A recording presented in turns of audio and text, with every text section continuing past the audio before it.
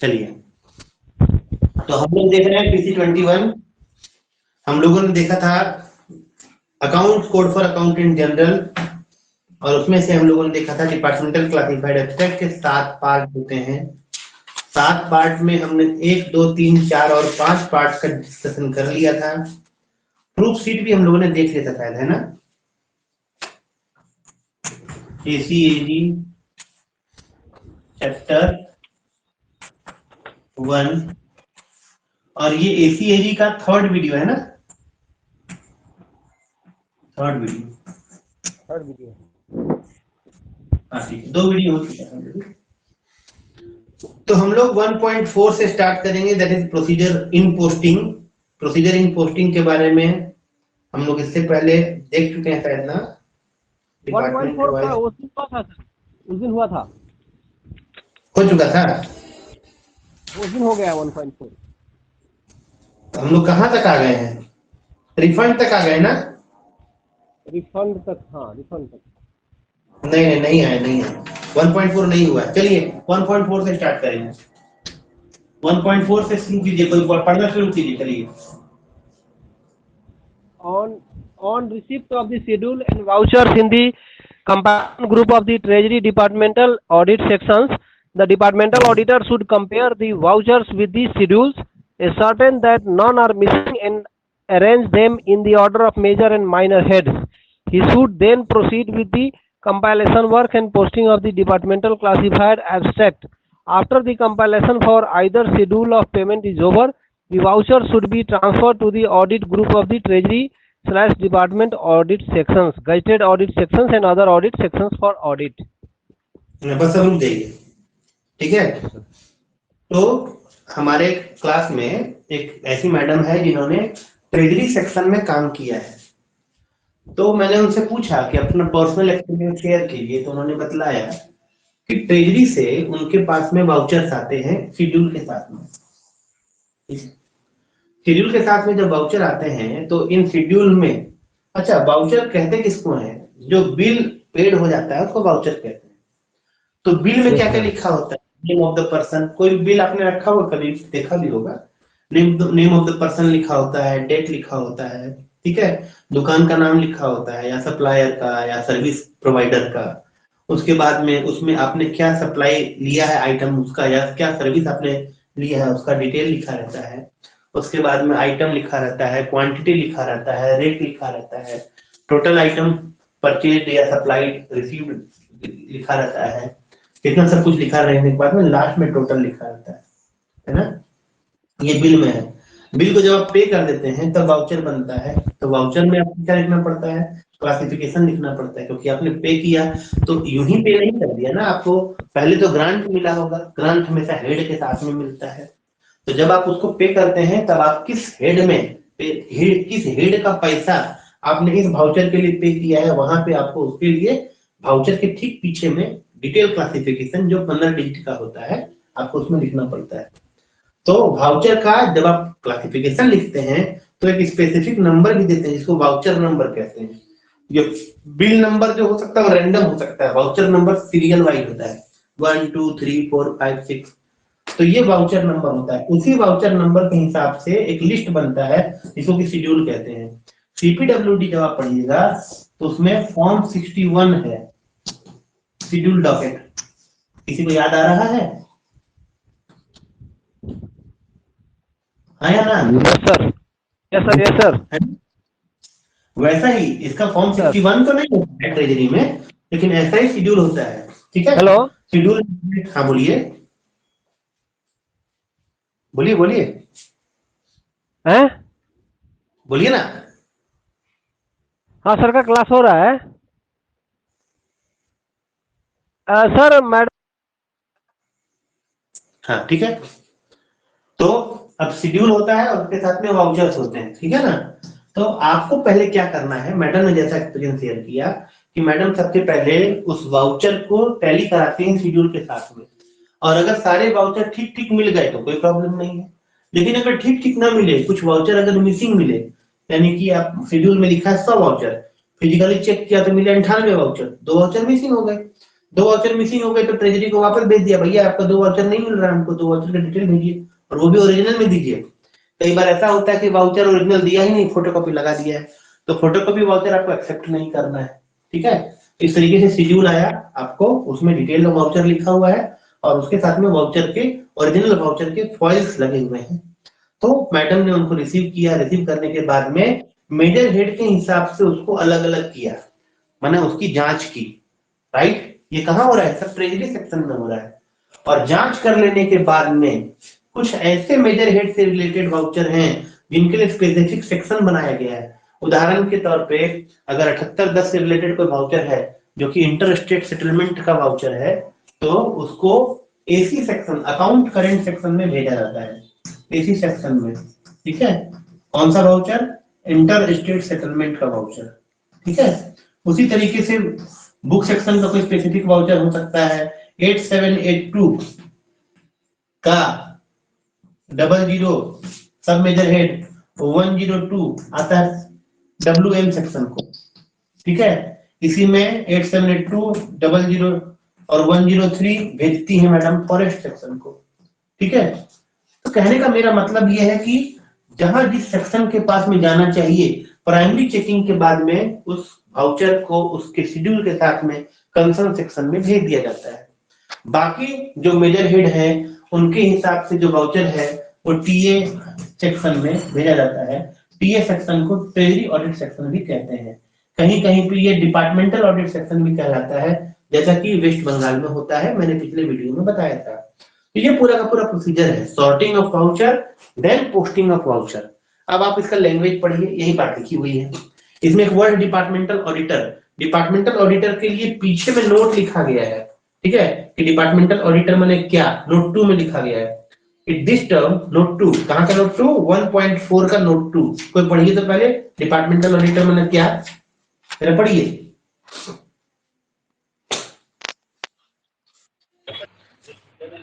The term departmental auditor occurring in this and other articles of this volume refers to the clerk attached to the compilation group of the Treasury Departmental Audit Section of a State Accountant General's Office who compiles departmental abstract. बात रुक जाइए, इसका मतलब क्या है कि treasury section का, AG office में ट्रेजरी सेक्शन का, उसमें भी एजीएनडी, एजी ऑडिट नहीं, एजीएनडी का ट्रेजरी सेक्शन का जो भी अकाउंटेंट होता है, इस केस में उसको डिपार्टमेंटल ऑडिटर, ठीक है, attach to the compilation group of. ठीक है, कौन है जो बार बार बात कर रहा है, प्लीज अपना म्यूट करके बात कीजिए। ठीक है ना, तो 1.4 में जो डिपार्टमेंटल ऑडिटर कहा गया है वो दरअसल ऑडिट ग्रुप का नहीं है, वो अकाउंट्स ग्रुप का क्लर्क है, यानी ट्रेजरी सेक्शन का और टीए सेक्शन का। अब हम लोग आते हैं यहाँ पर पढ़ते हैं on receipt of schedule and voucher. जैसा कि मैंने आपको बताया कि शेड्यूल और वाउचर साथ साथ में आता है in the compilation group of treasury और डिपार्टमेंटल ऑडिट सेक्शन। तो डिपार्टमेंटल ऑडिट सेक्शन का कंपाइलेशन ग्रुप कहा गया है ट्रेजरी सेक्शन को। ठीक है, द डिपार्टमेंटल ऑडिटर माने कि ट्रेजरी सेक्शन का क्लर्क, ठीक है, तो compare the voucher with the schedule, schedule के साथ में वाउचर को कंपेयर करता है। मैंने आपको बतलाया कि भाई लिस्ट को कंपेयर करना पड़ता है और अगर कोई मिसिंग है तो हमको डिमांड करना पड़ता है। Ascertain that none are missing, simple, कोई मिसिंग नहीं होना चाहिए।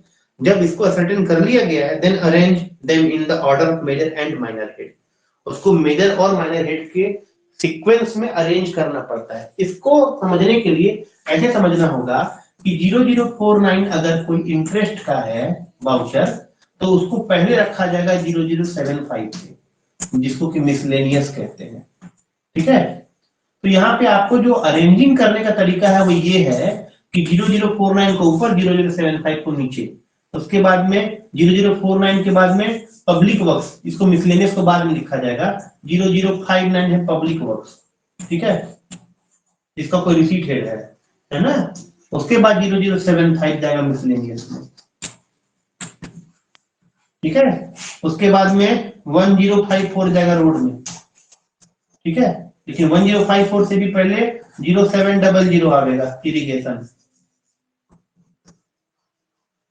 ठीक है ना, कहने का मेरा मतलब ये है कि इसी सीक्वेंस में अरेंज करना पड़ता है। ये तो मेजर हेड वाइज लिख दिया, अब उसके बाद में माइनर हेड वाइज भी मान लीजिए कि एक ही मेजर हेड का 4-5 माइनर हेड अलग अलग है, तो उसके हिसाब से 101 वाला पहले लिखाएगा या पहले सीक्वेंस में आएगा, 102 वाला बाद में अरेंज होगा, इस तरीके से अरेंज करना पड़ता है।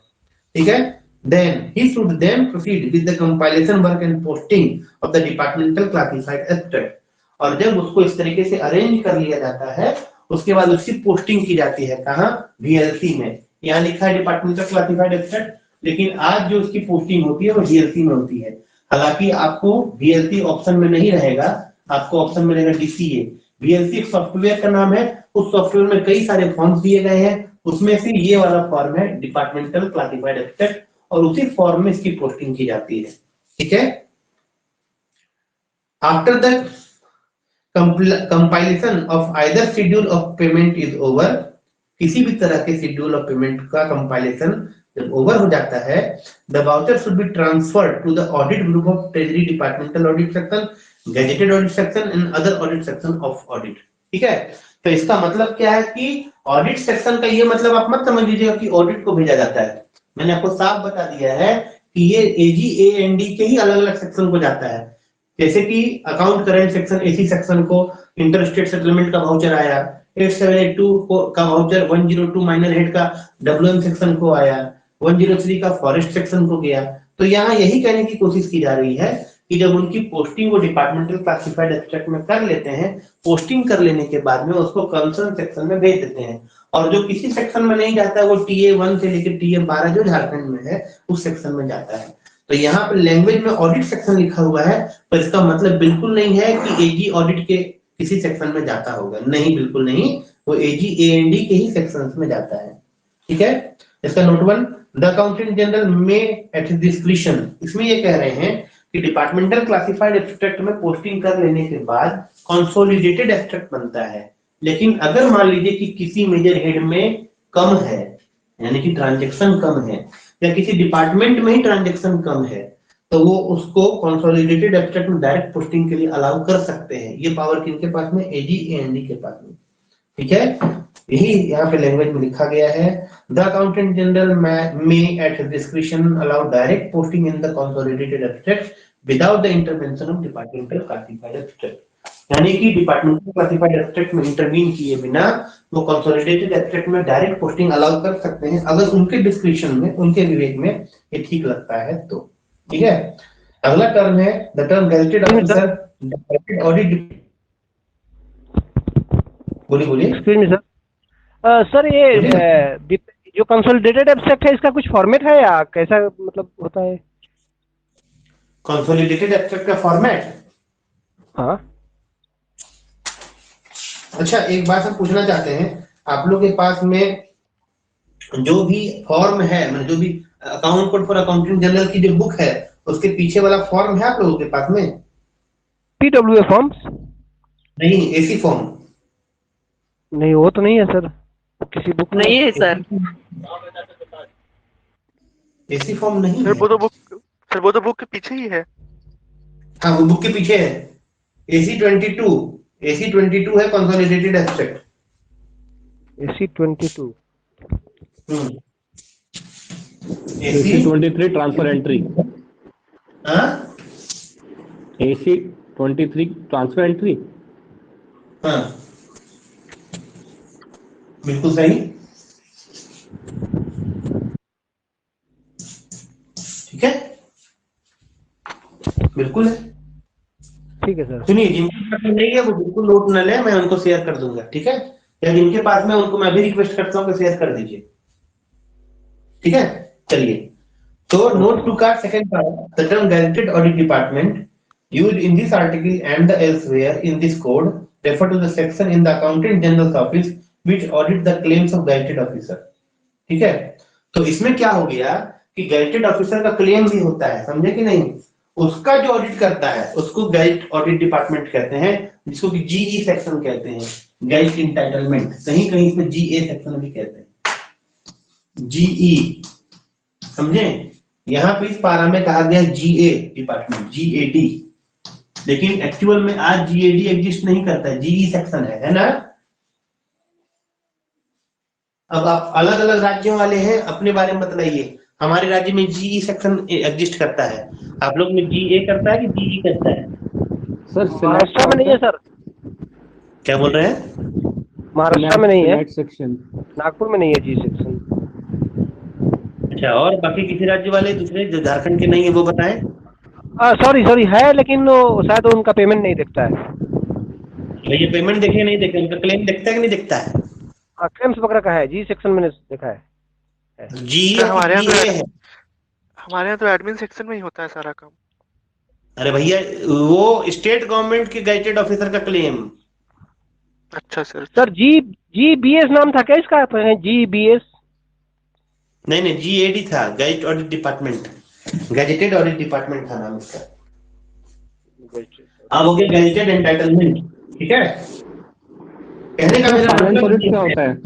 अकाउंटेंट जनरल इतना टफ इसलिए है क्योंकि ज्यादातर टर्म्स के नोमेनक्लेचर आज चेंज हो गए हैं,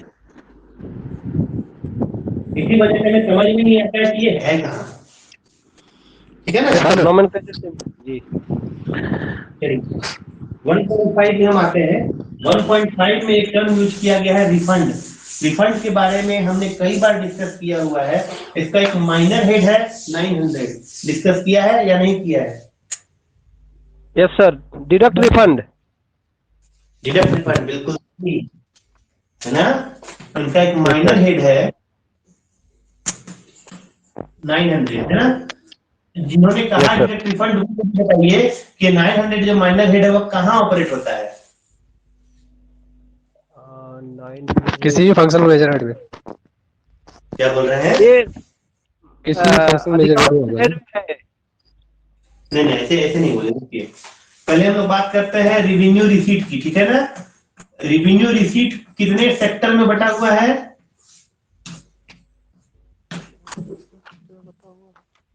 अरे भैया रेवेन्यू रिसीट कितने सेक्टर में बटा हुआ है? तीन सर। है ना। Tax, non tax, granted and. हाँ ठीक है। और इसका जो रेंज है वो 0005 से लेकर के 1605 है ना। 1606 सॉरी, 5 है कि 6 है? 16 हम 5 लिख देते हैं, अगर मेरा करेक्शन होगा तो करेक्ट कर दीजिएगा बाद में, ठीक है। तो इतना आपका है, इसमें टैक्स रिवेन्यू भी आ जाता है, नॉन टैक्स रिवेन्यू भी आ जाता है, ग्रांट नेट भी आ जाता है, ठीक है ना। इसमें से टैक्स रिवेन्यू जो है ना, जैसे कि मान लीजिए 0005 है जीएसटी का, है ना।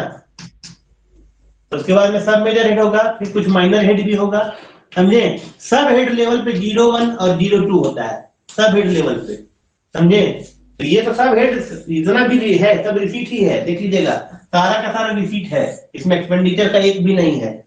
इसका मतलब क्या है कि जीएसटी का पैसा आया तो 01 में, और मान लीजिए कि जीएसटी का पैसा ज्यादा जमा कर दिया किसी दुकानदार ने, ठीक है, और उसने फिर रिफंड क्लेम किया है, 1 लाख रुपए जमा किया और क्लेम किया, भाई हमारा 90,000 ही होता है, 10,000 रुपए रिफंड कीजिए। तो जब उसका पैसा आया था तो 01 में क्रेडिट किया, और जब 02 से गया तो 02 में डेबिट किया, यह है 02 रिफंड, समझ गए। लेकिन ये तो टैक्स रिवेन्यू है ना, है कि नहीं। हमारे पास में ट्रेजरी के माध्यम से जो पैसा आता है उसमें टैक्स रिवेन्यू का पैसा कम और नॉन टैक्स रिवेन्यू का पैसा ज्यादा होता है। जैसे कि पुलिस, ठीक है, जेल, तो 0055 है पुलिस का, क्या तो मुझे बता देगा? नहीं बताइएगा, दे दीजिए, हम पीडब्ल्यूडी दे देते हैं, ठीक है। 0059 पीडब्ल्यूडी का है कि नहीं है? 0055 का ना, हमको नहीं करेंगे, हमको याद नहीं है, ठीक है। 00 हो गया। उसमें से अगर आपने मान लीजिए कि 101 में पैसा लिया है, रिसीट किया, ठीक है ना, मान लीजिए, ठीक है। अब आपने ज्यादा पैसा ले लिया, किसी ठेकेदार ने क्लेम किया कि हमारा ज्यादा पैसा ले लिया गया है, अब उसको रिफंड कीजिए, ठीक है ना। तो 0059 में अगर ज्यादा पैसा ले लिया गया है, अच्छा क्योंकि ये रिवेन्यू रिसीट है, तो रिवेन्यू रिसीट का पैसा जो होता है ना, तो बिना फाइनेंस डिपार्टमेंट की मंजूरी के रिफंड नहीं होता है, समझे कि नहीं। लेकिन अगर आपने किसी रिसीट का पैसा जो ज्यादा लिया है और क्लेम करने के बाद में फाइनेंस डिपार्टमेंट ने उसका क्लेम सेटल किया है, या हाई कोर्ट ने ऑर्डर दिया कि इसका पैसा रिटर्न करो जी, रिफंड करो इसका पैसा। तो 1,00,000 रुपया की जगह पे 90,000 क्लेम होता था, 10,000 रिफंड करना है। तो अब रिफंड करेंगे कैसे? 005900 और यहाँ पे 900 रिफंड। ठीक है, तो रिसीट करते थे तो यहाँ होता था क्रेडिट, और रिफंड करेंगे तो यहाँ होगा डेबिट। डेबिट। समझ गए? Grant Yes, sir. पीरियड में रिफंड का ऐसा कोई चक्कर नहीं है। समझ गए कि नहीं समझे? समझ गए सर। अब हम पढ़ते हैं 1.5 the amount of payment. Refund का ये अमाउंट पेमेंट होता है, तभी डेबिट लिखा है हमने। Relating to each detail head, ठीक है, तो ये है detail head, sub head detail head 02, समझे, एक्सेप्ट द हेड रिफंड। समझ रहे हैं कि नहीं? तो रिफंड के लिए जो माइनर हेड है 900, उसको छोड़ दिया जाता है, और उसको छोड़ देने के बाद में बाकी जितना भी पेमेंट है, समझे, ये भी पेमेंट है, लेकिन ये रिफंड का पेमेंट रिसीट के हेड से होता है। तो बाकी जो पेमेंट होगा वो सब पेमेंट होगा रेवेन्यू एक्सपेंडिचर या कैपिटल एक्सपेंडिचर। पेमेंट कैसे होगा? पेमेंट होगा दो ही तरह का पेमेंट हो सकता है, रेवेन्यू एक्सपेंडिचर या कैपिटल एक्सपेंडिचर। ये तीसरा तरह का पेमेंट है जिसको रिफंड पेमेंट कहा जाता है, लेकिन ये रेवेन्यू एक्सपेंडिचर या कैपिटल एक्सपेंडिचर का पार्ट नहीं है, ये पार्ट है रेवेन्यू रिसीट का, है ना। इसको छोड़ दिया जाना चाहिए किस केस में? डिपार्टमेंटल क्लासिफाइड एसेट के केस में। और ये वर्ड कहाँ लिखा हुआ है? ये वर्ड लिखा हुआ है 1.3 का प्रूफ शीट में, मैंने 1.3 का 0.6 और 0.6 का पॉइंट नंबर 5। जरा देखिए, proof sheet of the receipt side 0.5 जो है total under the minor head refund, समझे, उसका जिक्र करना पड़ता है। यहाँ पे लिखा हुआ है कि नहीं? लिखा है सर, लिखा है ना। तो वही से इसी रिफंड की बात की जा रही है, और रिफंड पे एमसीक्यू भी बनता है, इसीलिए आप इसको ध्यान से पढ़िएगा, ठीक है ना। तो रिफंड की बात की जा रही है कि जितना तरह का पेमेंट होगा, आइदर वो रेवेन्यू एक्सपेंडिचर का होगा, आइदर वो कैपिटल एक्सपेंडिचर का होगा, उसमें रिफंड भी पेमेंट है, लेकिन रिफंड का वाउचर इसमें नहीं लेते हैं, समझे। With the number of vouchers pertaining thereto should be entered in a compilation book। तो कंपाइलेशन बुक में रिफंड एंटर नहीं होता है, और कंपाइलेशन बुक का कोई भी ऑथराइज फॉर्म नहीं है, ये भी नीचे में नोट में लिखा हुआ है, समझे। तो कंपाइलेशन बुक बनाना पड़ता है, और उसमें रिफंड का पेमेंट एंट्री नहीं होता है। और कंपाइलेशन बुक के ब्रैकेट में लिखा हुआ not standardised separately for each schedule and the total amount of payment under each head carried into the total column, ठीक है। तो टोटल कॉलम कंपाइलेशन बुक, तो मेजर हेड वाइज इसका अलग अलग कॉलम बनाना पड़ता है। It will however be sufficient to enter the total payment under the detail head with the number of letter of the treasury schedule in case in which a schedule gives the gross amount of the voucher classified under a single head. The gross and not the net amount of voucher should be taken as the amount for the payment relating to the head concerned, even through certain charges on the voucher may have been placed under objection। इसको मैं समझाता हूँ, आप लोग समझिएगा। मैंने आप लोगों को बतलाया था कि जो ट्रेजरी होता है वो अपना अकाउंट जो रेंडर करता है वो नेट अकाउंटिंग सिस्टम को रेंडर करता है, ग्रॉस को नहीं। अरुण पराशर जी हमने आइए और ये बतलाइए कि ट्रेजरी जो 8782 का डिटेल देता है वो नेट खर्चा है कि ग्रॉस खर्चा है? मैं बोलूँ सर, नेट है, नेट है। बिल्कुल नेट है ना। लेकिन कुछ ट्रेजरी ऐसी है जो ग्रॉस खर्चा देती है, इसके बारे में मैंने आप लोगों को बताया कि नहीं बताया? बताया सर, तमिलनाडु, आंध्र प्रदेश और बिहार का। ऐसी ट्रेजरी जो ग्रॉस खर्चा देती है, ग्रॉस बुकिंग करती है, हम लोग उसका जब पेमेंट का बुकिंग करेंगे तो हम लोग ग्रॉस करेंगे, नेट नहीं करेंगे। सर हमारे सर एक ग्रॉस उसी के लिए इस्तेमाल किया गया है क्या? हाँ बिल्कुल, उसके ऊपर में लिखा हुआ भी है, समझे कि नहीं। In the case in which a schedule gives the gross amount of all vouchers, अगर कोई शेड्यूल जो है ग्रॉस अमाउंट का डिटेल देता है तो हम लोग बुकिंग ग्रॉस का ही करेंगे, नेट का नहीं। अगर कोई शेड्यूल नेट अमाउंट का देगा तो हम लोग नेट का करेंगे, अगर ग्रॉस का देगा तो ग्रॉस का करेंगे। यहाँ कह रहा है कि in which a schedule gives gross amount of all voucher classified under single head, then the gross and not the net amount of voucher will be taken as the amount of the payment। समझ गए? Okay sir. getting to the head concerned, even though certain charges on the voucher may have been placed under objection, इसके बावजूद भी कि कुछ charges यानी कुछ खर्चे को ऑब्जेक्शन में डाल दिया गया है, हम लोग उसको ग्रॉस के फिगर में ही लेंगे। तब जो कि ऑब्जेक्शन में डाला गया है हम लोग उसको सस्पेंस में डाल देंगे। समझे कि नहीं? सर जो फॉर्म 51 बनता है सर, हाँ, जो फॉर्म 51 बनता है वो सीटीआर से बनता है ना, वो ऑन नेट बेसिस से बनता है, ग्रॉस हाँ, पे वो नहीं तो है ही। बनता। बिल्कुल वही तो हम बता रहे हैं। लेकिन कुछ ट्रेजरी है जो ग्रॉस वाउचर देता है। अगर ग्रॉस वाउचर दे रहा है तो हम लोग ग्रॉस एंट्री करेंगे, नेट नहीं। जो वहां से मिलेगा हम लोग उसकी एंट्री करेंगे। जी ठीक है। But when a recovery relating to an overpayment is made by short payment of an item debitable, और ये भी होता है कहीं कहीं पे कि कई बार अगर कहीं किसी को ओवर पेमेंट कर दिया गया है तो अगले वाउचर में उसकी रिकवरी की जाती है। क्या ओवर पेमेंट की recovery, loss payment, less payment, क्या लिखा है? Short payment sir. Short payment लिखा है ना? ओवर पेमेंट की रिकवरी अगर शॉर्ट पेमेंट से की जा रही है तब आपको ग्रॉस फिगर नहीं लेना, तब आपको नेट फिगर लेना है। ठीक है। Yes sir. यहाँ पे जो नोट 1 है उससे क्वेश्चन पूछा गया है। वो क्वेश्चन आप लोग ध्यान दीजिएगा कि गाइड लेटर और गाइड नंबर दिया जाता है डिटेल हेड को, क्योंकि बहुत सा डिटेल हेड है ना, उसीलिए उसके लिए कोई एक लेटर या एक नंबर असाइन किया जाता है। समझे? वो एबीसीडी कुछ भी हो सकता है। मैंने देखा नहीं है, केवल बुक पढ़ा है। जिन्होंने देखा है वो अपना एक्सपीरियंस शेयर कर सकते हैं, या जब मुझसे फ्यूचर में शेयर करेंगे तो मैं आप लोगों से डिस्कस करूंगा। ठीक है ना? So to facilitate posting each detail head should be given a guide letter or a guide number. All the detail head in an abstract within the minor head of an abstract being given numbers of letter in a consecutive series. A symbol may be assigned to each detail head if the course is preferred. इसका मतलब है कि detail head को guide number दिया जाता है। यहाँ ऐसा लिखा है। मैं आपको सच बताता हूँ, ध्यान से सुनिएगा। उस समय तक डिटेल हेड ही होता था, ऑब्जेक्ट हेड होता ही नहीं था। इसी वजह से डिटेल हेड को दिया गया।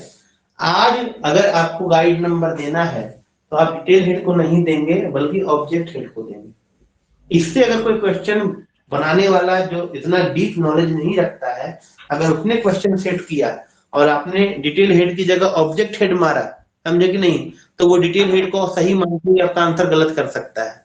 लेकिन अगर मैंने क्वेश्चन सेट किया, समझे, तो मैं डिटेल हेड को नहीं बल्कि ऑब्जेक्ट हेड को मानूंगा।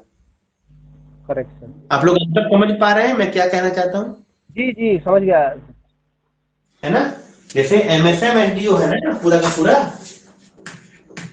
है ना, तो उस समय तक वो था ही नहीं, इसे डिटेल हेड लेवल पे नहीं देना पड़ता था।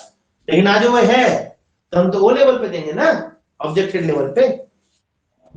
जो भी गाइड नंबर हमको असाइन करना है हम डिटेल हेड लेवल पे करेंगे, ऑब्जेक्ट हेड लेवल पे करेंगे। तो आज तो हम ऑब्जेक्ट हेड लेवल पे करेंगे अगर हमको असाइन करना होगा तो। ठीक है। अगला note 2, the form of compilation book is not standardised, इसलिए अकाउंटेंट जनरल जैसा चाहे वैसा उसका फॉर्म लोकल रिक्वायरमेंट के हिसाब से बना सकते हैं। क्लियर?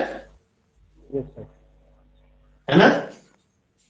1.6 मतलब, हाँ बोलिए। ये एजी का डिस्क्रिप्शन है कि वो कर सकते हैं कंपाइलेशन बुक का? जैसा लोकल रिक्वायरमेंट के हिसाब से चाहे बना सकते हैं compilation book, because this form is not standardized. 1.6, such of the deductions shown in payment voucher as have not been initially credited by transfer to the receipt head concerned in the treasury account should be recorded in part 3 of the abstract. ठीक है? तो ये तो पहले से लिखा हुआ है। पार्ट 3 ऑफ द एब्स्ट्रैक्ट में क्या लिखना है मैंने पिछले वीडियो में बताया था। पार्ट 3 ऑफ द एब्स्ट्रैक्ट क्या है? Recovery from payment. तो अरुण जी आपको तो पता ही होगा, जो भी आप पेमेंट करते हैं उसमें कुछ ना कुछ रिकवरी करते हैं, करते हैं या नहीं करते हैं? हेलो, ठीक है, कोई बात नहीं, बहुत रात हो गई जी है। सर, करते हैं। ठीक है। 1.6 में उसकी एंट्री होती है। 1.6 के हिसाब से डिपार्टमेंटल क्लासिफाइड एब्स्ट्रैक्ट के पार्ट 3 में इसकी एंट्री होती है। अब इसको अगर दिमाग में नहीं है तो आप 1.3 का पॉइंट नंबर 3 एक बार पढ़ सकते हैं। 1.3 का पॉइंट नंबर 3 पढ़िए, एक बार पढ़ लीजिए, so that आप you can relate both the points. Detail of recoveries from payment vouchers. बस इसको पढ़ लिया आपने, ये इसका पार्ट 3 है ना, out of 7 part this is part 3। अब 1.6 पढ़िए।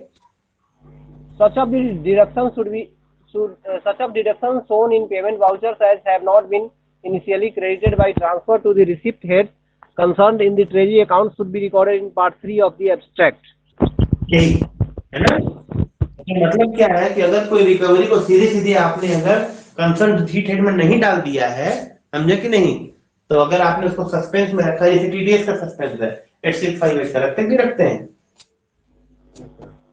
हेलो, स्टेट में जीएसटी और इनकम टैक्स रखते हैं सस्पेंस में। उसका जो टीडीएस सस्पेंस होता है ना, उसका मेजर हेड इस तरीके से लिखा जाता है 112 00112। किसने बोला? मैडम ने, मालविका मैडम ने। मालविका मैम। हाँ सर। आप आज मैं लिख के देता हूँ, लीजिए पेपर पे, आप पास जरूर कीजिएगा। Thank you sir. ठीक है, चलिए इसका नोट 1, तो ये मामला समझ में आ गया, ठीक है ना। इसका note 1, recovery which are creditable to any of the detail head under the major head to be the payment of a voucher let as well as recovery which are creditable to another major head, the departmental classified abstract in respect of which is not separately maintained from the major head to be the payment on voucher rate should not be treated as deduction for purpose of this article। ठीक है, इसका मतलब क्या हुआ कि part 3 में किसको नहीं लेना है, ठीक है, इसके बारे में लिखा गया है, किसको नहीं लेना है, क्योंकि डिडक्शन होगा तो ही ना आप लीजिएगा। किसको किसको नहीं लेना है? Recoveries which are creditable to any of the detail head under the major head to be the payment on a voucher rate.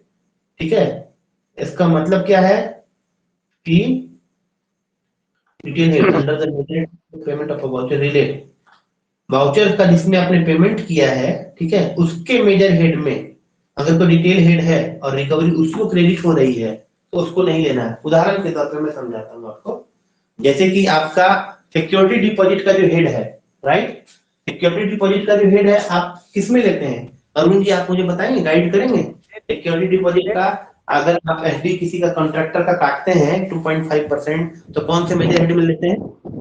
Subsidy deposit 8443 लेते हैं ना जी। लेकिन मान लीजिए कि उसने 3 साल क्लेम नहीं किया है, ठीक है, और अब आपको 8443 से उसको हटा करके और उसको कंसर्न रेवेन्यू डिवीजन में डाल दें, लेकिन 2059 का पैसा था का, अब आप उसको 8443 का एंट्री है, उसने क्लेम नहीं किया है, अब आप 0059 में डाल सकते हैं या नहीं, तो बताइए। बहुत साउंड आ रहा है। ठीक, थोड़ा रिपीट करेंगे सर, बीच में सुनाई नहीं दिया, बहुत साउंड था। हाँ ठीक है, मैं बता रहा हूँ, मेरे घर में कोई हल्ला नहीं है, मेरा रूम एकदम खाली है और सब बच्चे सो गए हैं।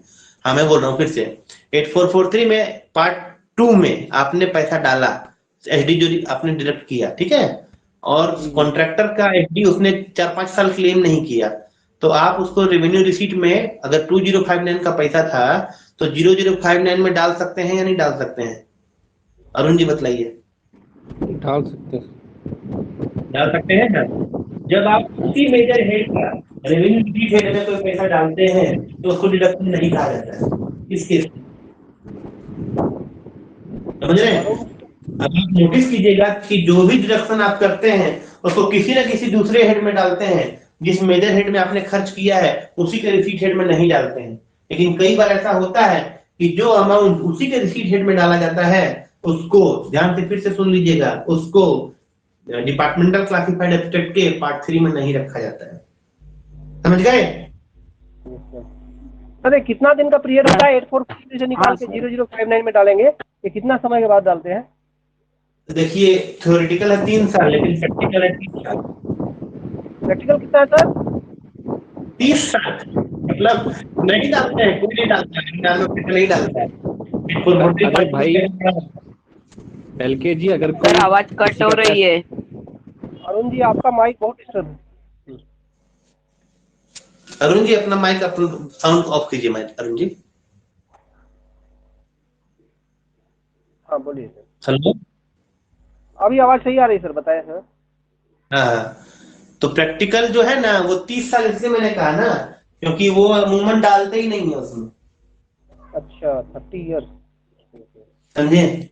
उसमें सबसे पहले नियम क्या है कि जैसे ही काम क्लोज हो जाए, समझे, और क्लोज होने के 6 महीने बीत जाए, तो उसको पहले पार्ट 2 से निकाल करके पार्ट 4 में डालते हैं, अमाउंट यानी sum due to contractor on closed account. 8443 का पार्ट 4 किसी को याद आ रहा है? अरे आप लोग को याद नहीं आ रहा है? हेलो, 79 में उसका मेंशन है ना? अरे भैया 79 बाद में हम चेक करेंगे, पहले पार्ट याद आ रहा है 8443 का पार्ट 4? हाँ sir, some due to some due to contractors on close account.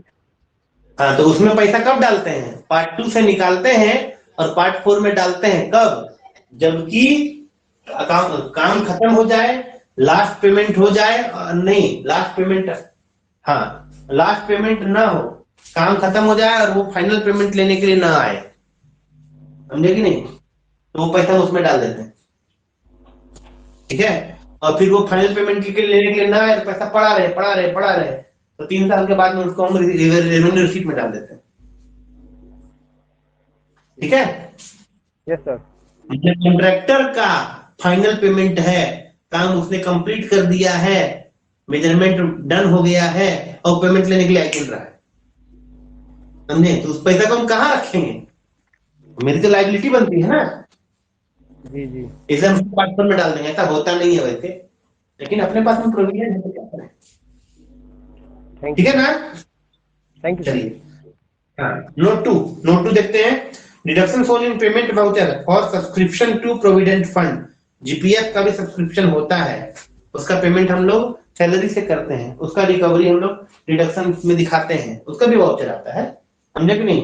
तो जीपीएफ का कौन सा हेड है जी? 2011 क्या बता देगा? जीपीएफ का 8009 8009 है। 8009। अच्छा 8009 है, जीपीएफ का 8009 है, ठीक है। तो उसका रिकवरी करते हैं हम लोग सैलरी के वाउचर से, और ट्रेजरी से जो वाउचर आता है उसमें इसका भी डिटेल रहता है, ठीक है ना, जीपीएफ का। तो which have not been accounted for as receipt in the treasury account should be recorded in an appendix in form AC1, ठीक है। अब यहीं से AC1 यानी कि फॉर्म चालू हो गया है, क्योंकि आप लोग सबके पास में फॉर्म अवेलेबल नहीं है। I will now going to provide you. तो इसमें क्या है कि जो भी फॉर्म इस बुक के एंड में दिए गए हैं उनका सीक्वेंस ऐसा ही सेट किया गया है जो कि चैप्टर में आपको क्रमानुसार ही मिलेगा। तो सबसे पहला जो AC1 है, बहुत इंपॉर्टेंट फॉर्म, बहुत ज्यादा इंपॉर्टेंट क्या है कि आपका डिपार्टमेंटल क्लासिफाइड एब्स्ट्रैक्ट के पार्ट 3 में एंट्री होने वाला अगर कोई डिडक्शन जीपीएफ से रिलेटेड है, समझे कि नहीं, जीपीएफ से रिलेटेड डिडक्शन है, ठीक है, तो उसको AC1 में डालते हैं, AC1 में। और मैं किताब पलट के देख लेता हूं कि AC1 का हेडिंग क्या है। AC1 का हेडिंग है schedule of amount credited to refund, ठीक है, sorry credited to fund, schedule of amount credited to fund, ठीक है। यह है शेड्यूल ऑफ अमाउंट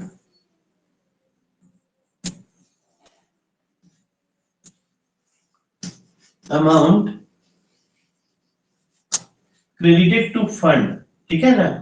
इसका मतलब क्या जानते हैं? जो जीपीएफ का पैसा है ना, आपके पास में वो फंड सेक्शन भी होता है जी ऑफिस में, कोई जानता है? हाँ या ना? हाँ सर। जी जी। हाँ सर। जी सर। है ना, उसको भेज देते हैं हम फंड सेक्शन को। और किस फॉर्म में भर के भेजते हैं? AC1 में। AC1 कितना है जीपीएफ डिडक्शन का, समझ गए कि नहीं समझे? और इसका जो फॉर्म है ना, इतना आसान है, क्योंकि समझ में नहीं आता तो क्या करिएगा, मुश्किल लगता है, अन्यथा बहुत आसान है। और जब फंड सेक्शन को भेजते हैं तो हम लोग एक सर्टिफिकेट के साथ में भेजते हैं, ठीक है, fund section with certificate to the effect that the total agree with the credit in the departmental abstract, ठीक है। तो ये जो शेड्यूल का पैसा है वो डिपार्टमेंटल एब्स्ट्रैक्ट के साथ में अग्री करता है टोटल, हमने एक सर्टिफिकेट के साथ with a certificate, AC1 with a certificate, ठीक है। यही लिखा हुआ है आपका नोट 2 में। तो ये क्वेश्चन पूछा गया है, ठीक है, कि जीपीएफ का जो शेड्यूल है उसका जो डिडक्शन होता है, जो उसका वाउचर आता है, उसको किसको भेजा जाता है, फंड सेक्शन को, ठीक है। और the appendix by the requisite schedule may be send to the fund section in 2 part. और ये बहुत इंपॉर्टेंट है, ये जो होता है ना SE1 वो 2 पार्ट में होता है, बहुत इंपॉर्टेंट है, पार्ट 1 और पार्ट 2, ठीक है। और ये जो 2 पार्ट में होता है, the portion relating to the first schedule of the payment being sent with a certificate of agreement after the compilation of the voucher of that schedule, and the relating to the second schedule into which the total deduction of the first part also will be brought in order to give the monthly total after completion of the departmental account, ठीक है।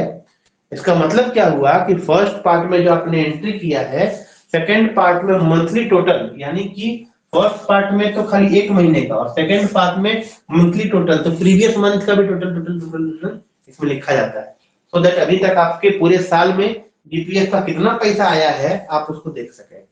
यही SE1 में, ठीक है। और SE1 जो है 2 part में। मामला समझ में आया? सर एक बार फिर से बता दीजिए, पार्ट 1 में क्या होता है, पार्ट 2 में बताते हैं, सुन लीजिए। ये इसको कहा जाता है अपेंडिक्स, SE1 को एक अपेंडिक्स कहा जाता है, ठीक है। ये अपेंडिक्स सर्टिफिकेट के साथ सपोर्ट किया जाता है, and the appendix supported by the requisite schedule, उसके साथ में जो शेड्यूल भेजा जाता है, ये शेड्यूल, ठीक है, schedule of the payment being sent in a certificate of agreement after the completion of voucher, नहीं sorry schedule, the portion relating to the first schedule, ठीक है, of payment being sent with the certificate of agreement, ठीक है। तो first schedule जो होता है जिसके साथ सर्टिफिकेट भेजा जाता है after the compilation of the voucher of the schedule, and that relating to the second schedule into which the total deduction of the first part also should be brought in order to give the monthly total, समझे कि नहीं। 2 schedule में होते हैं, ठीक है, और उसमें से जो फर्स्ट शेड्यूल होता है उसमें उस महीने का ट्रांजैक्शन होता है, और जो सेकंड शेड्यूल होता है, सेकंड पार्ट, उसमें मंथली टोटल लिया जाता है। और मंथली टोटल का मतलब, जैसे मान लीजिए इसमें आपको डिटेल देना होगा शेड्यूल का हिसाब से, वाउचर नंबर 1, ठीक है, तो V1 ऐसे कर देते हैं, वाउचर नंबर 1 मान लीजिए 1000 रुपए, ठीक है, वाउचर नंबर 2 मान लीजिए 2000 रुपए, वाउचर नंबर 3 मान लीजिए 3000 रुपए, ठीक है, सब मिला जुला करके 6000 रुपए। तो हमको यहाँ वाउचर नंबर 1 में नाम, नेम ऑफ द पर्सन भी पता चल रहा है ना, क्योंकि जीपीएफ तो किसी न किसी आदमी का होगा और हमको तो उसके अकाउंट में डालना है जीपीएफ का पैसा। फंड सेक्शन करता क्या है, वहां से जो ट्रेजरी सेक्शन का जो वाउचर आता है उसमें आपको देख करके नेम ऑफ द पर्सन और उसमें जीपीएफ का अकाउंट नंबर देख करके, जीपीएफ अकाउंट नंबर, उसमें पैसा डालता है, बुकिंग करता है ना। और इसमें मंथली टोटल मान लीजिए कि ये फरवरी महीना 6000 टोटल, समझे। उससे पहले जनवरी महीना मान लीजिए 8000 टोटल, इस तरीके से, समझे। क्योंकि हर महीने कुछ ना कुछ लोग रिटायर करते रहते हैं ना, और नए लोगों की भर्ती नहीं हो रही है, तो जीपीएफ का पैसा जो होता है हर महीने घटते जाता है। मामला समझ में आया? और जो नए लोग हैं उनके जीपीएफ का पैसा उनको मिल नहीं रहा है, ठीक है। तो हम लोग आज यही एंड करेंगे, 1.7 से कल हम लोग स्टार्ट करेंगे, ठीक है, अगली वीडियो में। और कल छुट्टी है आप लोगों की, मतलब छुट्टी का इन सेंस, मतलब अगर मैं वीडियो बनाऊंगा भी ना तो वो रिकॉर्डिंग वाला पोर्शन नहीं रहेगा, ठीक है।